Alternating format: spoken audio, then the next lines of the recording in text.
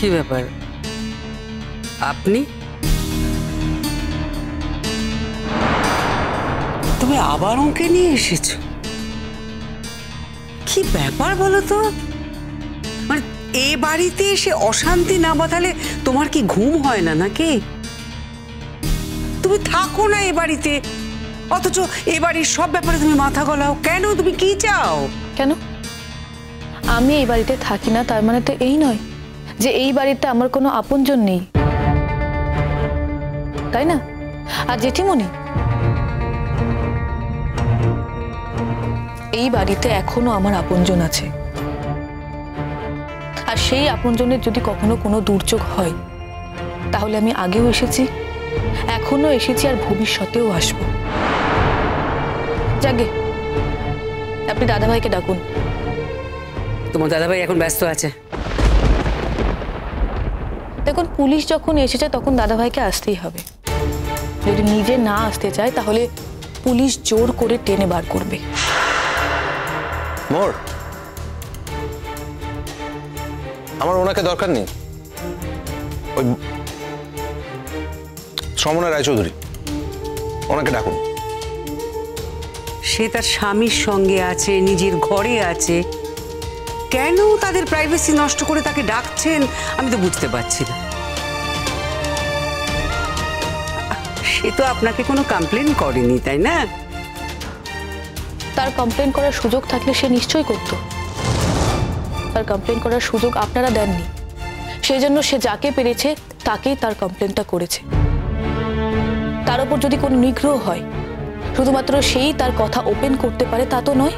যে তার শুভাকাঙ্ক্ষী, যে কেউ তার হয়ে কমপ্লেন করতে পারে, আর সেই কমপ্লেনে পুলিশ আসতেই পারে, সেই জন্যই পুলিশ এসেছে। আর আমার মনে হয় আপনার থেকে এই নিয়ম কানুনগুলো পুলিশ বেশি ভালো জানে। দাদাভাই যদি আপনার ডাকে না আসে তাহলে সরি, আমি বলতে বাধ্য হচ্ছি, স্যার আপনাকে উপরে যেতে হবে। তুমি বলার কে?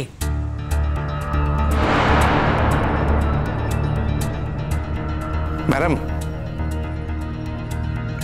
আপনার কেন মনে হচ্ছে বলুন তো আমি নিজে থেকে কিছু করতে পারি না, নিজে থেকে কিছু ভাবতে পারি না? মোহর ডেকেছে বলে তবেই আমি এখানে এসেছি, আপনার কেন মনে হচ্ছে এমনটা? আর মোহর উপরে যেতে বলেছে বলেই আমি যাব, না হলে যেতাম না, এরকমটা কেন ভাবছেন?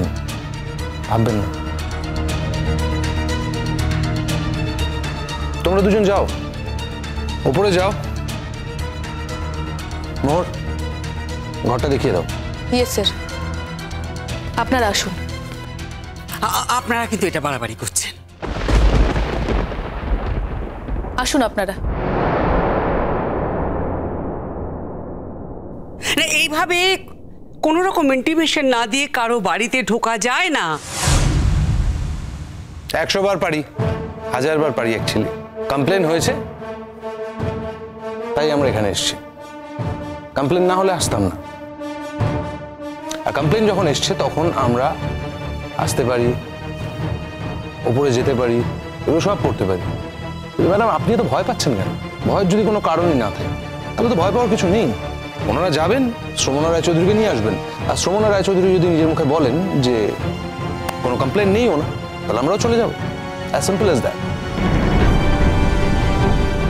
এই যাও, তোমরা দাঁড়িয়ে থেকো না, ওপরে যাও, মোর ঘরটা দেখিয়ে দাও। আসুন। হ্যাঁ, শ্রমণাকে তো ও এসে উস্কে গেছে তো। এখন শ্রমণা অনেক কিছু বলতে পারে বানিয়ে বানিয়ে আমার ছেলেটাকে সাহায্য করার জন্য। আপনার ছেলেকে সাহায্য করবে কেন বলুন তো? ও যদি আপনার ছেলেকে ভালোই বাসে তাহলে তো সাহায্য করার কোনো প্রশ্ন নেই, তাই না? আর যদি সাহায্য করার কোনো প্রশ্ন থাকে তাহলে তো কোথাও একটা গন্ডগোল আছে। হ্যাঁ, আছে তো, গন্ডগোল আছে তো। দেখুন, শ্রমণা বিয়ের পরেও একটা ছেলের সাথে প্রেম করছে, সেটা আমরা মেনে নিইনি, ওর বাবা মাও মেনে নেয়নি। আপনি দরকার হলে ওনাদের ডাকুন, ওনাদের সাথে কথা বলুন। ওনারাই আমাকে বলেছে চোখে চোখে রাখতে, একটু শাসন করতে। দেখুন, আমার মেয়ে থাকলে আমি যা করতাম ছেলের বউয়ের ক্ষেত্রেও কিন্তু আমি ঠিক তাই করছি। দেখুন তার মধ্যে আপনারা ওকে এসে উস্কাচ্ছেন। দেখুন এটা কি ঠিক?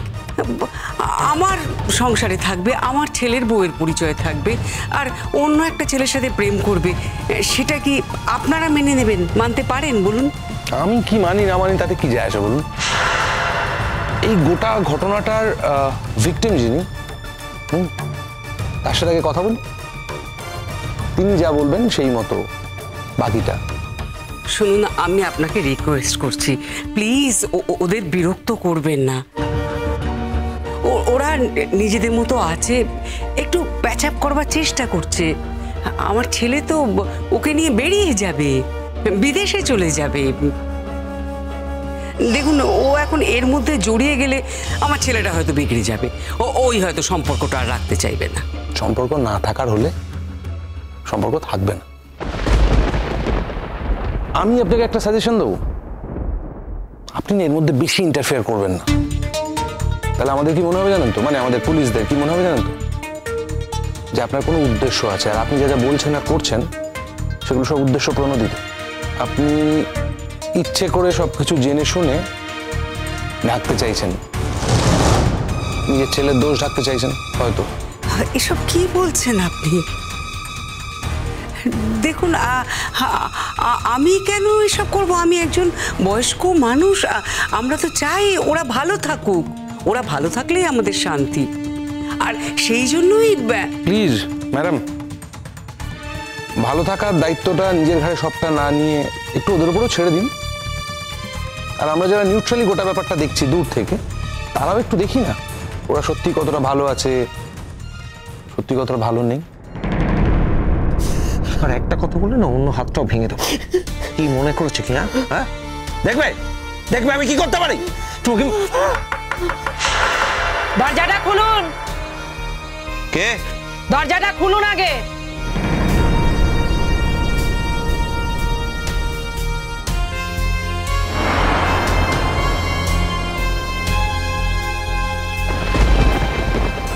কি ব্যাপার আপনারা? কেন? আমাকে দেখে বুঝতে খুব অসুবিধা হচ্ছে? আমি তো বলে গিয়েছিলাম আমি আবার আসবো, তাই এসেছি। বৌদি ভাই,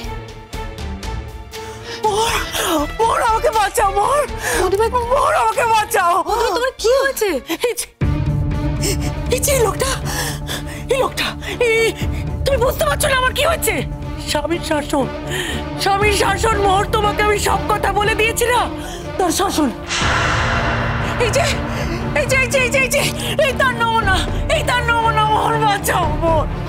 আপনি বৌদি ভাইকে এইভাবে মেরেছেন? আমি কিছু করিনি, ও নিজেই মাথা ঢুকছিল দেওয়ালে। মিথ্যে কথা। এই একদম গলা তুলে কথা বলবে না। তাও এই বাড়িতেই কিন্তু তোমাকে থাকতে হবে, বুঝেছো? আমরা দাঁড়িয়ে আছি আর আপনি আমাদের সামনে হুমকি দিচ্ছেন। এতেই তো বোঝা যাচ্ছে যে আপনি কতটা ডেঞ্জারাস মানুষ। চলুন নিচে চলুন। স্যার এসেছেন, নিচে ডেকেছেন আপনাকে। কে আপনাদের স্যার? শুনুন, আপনার অনেক চেনা থাকতে পারে, আপনার হাত অনেক লম্বা হতে পারে, কিন্তু এই ক্ষেত্রে আপনার হাত লম্বা করে কিছু হবে না, আপনি কিচ্ছু করতে পারবেন না। বৌদি ভাই, তুমি চলো আমার সাথে। চলুন। এই শোন,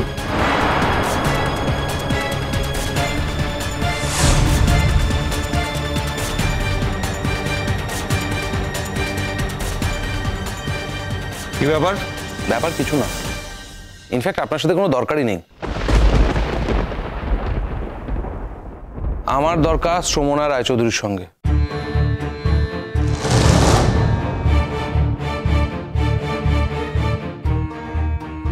সুমনা দেবী, আপনার সঙ্গে যা হয়েছে আপনি সেটা খোলাখুলি বলবেন, কেমন?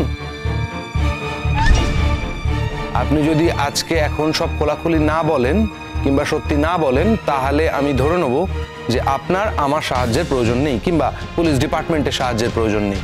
তাই যা বলার সত্যি বলবেন, এখনই বলবেন। আপনি প্লিজ বলুন এক্স্যাক্টলি আপনার সাথে কি হয়েছে। এই লোকটা আমাকে টর্চার করে চলেছে স্যার। টর্চার করে চলেছে। দেখুন দেখুন কিরকম বানিয়ে বানিয়ে বলছে।